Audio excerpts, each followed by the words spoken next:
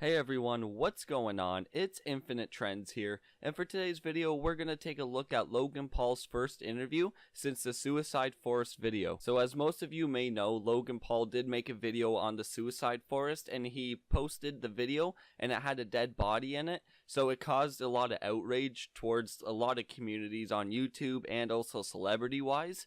So he hasn't spoke out about it in a while, and he's been silent about the whole situation. But we've got an interview, I think it was with ABC or something like that, or Good Morning America, that he finally speaks out and says what he was thinking and how this whole event took place. Now, I'm not siding with Logan Paul or anything. I just figured to make a video on it so you guys could see it and so I could make my thoughts and post my thoughts about it.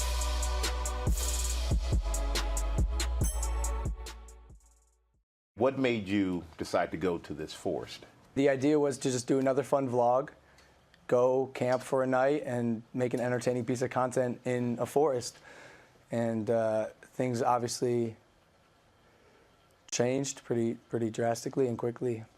The group came across an actual suicide victim. So it was 100 yards away from the parking lot.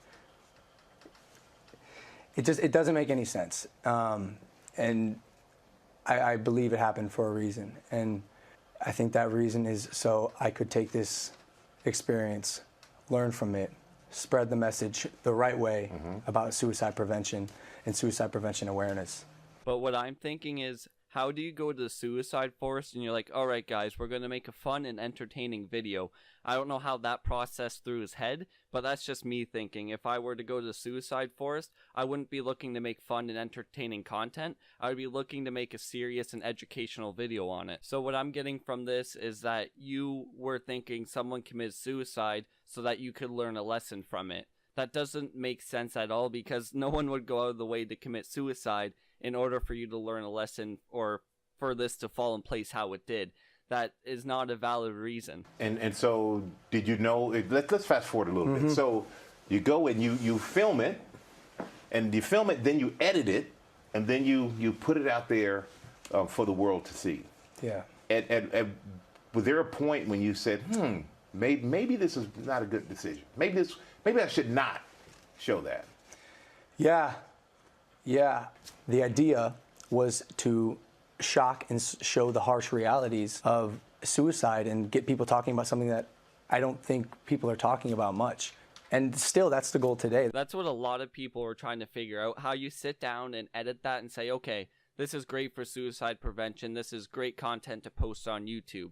And even with his answers in this interview, you can't figure out why he actually sat down, edited this video and uploaded it to YouTube. It just doesn't make sense. And I don't get how he thought posting a dead body like that and making a laugh about it was a good way to raise awareness for suicide in this video. I don't know how that got into his brain. And you have 16 million followers, which amazing amount of influence that you have. My kids know who you are. When you put out content like that, do you realize the age of your audience? It's odd because, Michael, I'm 22 years old. It's not like I'm making content necessarily for kids. Sometimes I cuss. Sometimes I make inappropriate jokes. I want to make jokes that kids my age are going to like. I'm my own demographic. Now, I will say I am much more aware of the impact that my actions have on myself and others. A lot of people, including yourself, Logan, know that your content is directed towards kids more because your subscriber fan base is mainly kids, so you should be making content towards that because you know your demographic is that. I know you're trying to hit a different demographic, but if you can't get out of the kids fan base, you should just start making videos more directed towards kids. But right now you currently are making videos more so for kids, like your vlogs are all hype and excitement and friendly, and they're family friendly vlogs. So we're just trying to figure out how this went through your mind to post this when everyone knows your fan base is kids. And on a quick side note, he was also a Disney star, so that also helps kids like look up to him and they see him as a role model. So they're obviously going to watch him and subscribe to him on YouTube. For parents out there, because you're the father of 13-year-old twin girls, it's very hard to know everything that your kids watch. Yeah. And there are a lot of parents who are saying, you know what? I heard about Logan Paul. I didn't really know who he was until this happened. Who are really going to monitor their kids now. What would you like to say to them? I'm going to be honest with you, Michael. I think parents should be monitoring what their children are watching more. Every parent I meet whose kids are under the age of like 12, I go, hey, you let your kids watch my stuff? And they go, yeah, what am I going to do?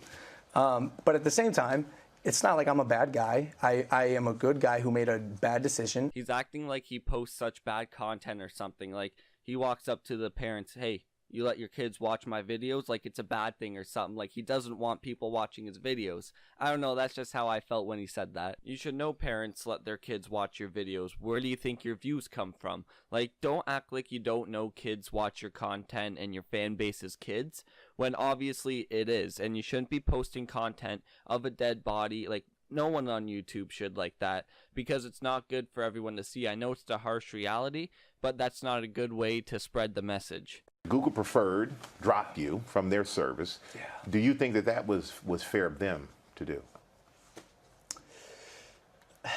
I understand that they needed to take a stance, and while I don't necessarily maybe agree with it, I do respect it. I do respect it. But how does that affect your bottom line?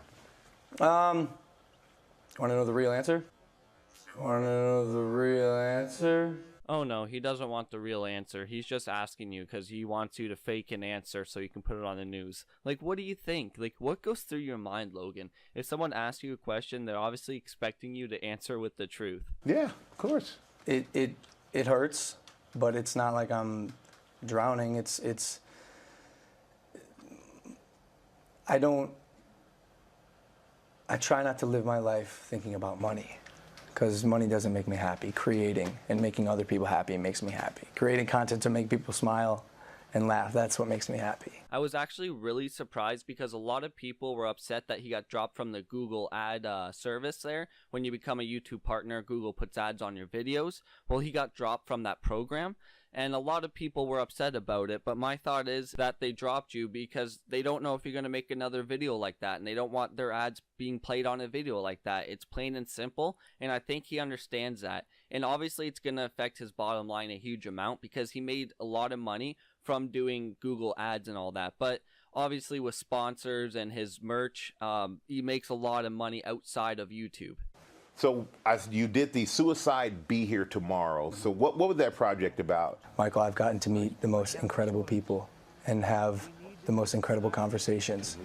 And in fact, that's one thing I don't regret about this whole experience is I would have missed out on making these relationships and getting this education. And something that was funny is I went down in the comments on the interview video, and I scrolled down. One of the top comments were, I'm surprised he didn't drop his merch link. And I totally agree. I'm surprised he didn't drop his merch. Where's the merch link? That one video he did post with the people that tried to commit suicide and such, and when he sat down and talked with them, that was actually not too bad of a video. It was a good idea by him to kind of understand and learn more about it and raise awareness on his channel in a good way. That was a good way to do it. His one upload, like I said. One of the things I'm learning, which actually pertains to me as well, is crisis passes. Crisis passes, man. And for anyone suffering, I think it's important to know that. Like, you are not alone. And for me, why I say it's important for me is because, like, dude, this has been, to be honest with you, the hardest time of my life. I've never been hated by the whole world. And it's been something to definitely overcome.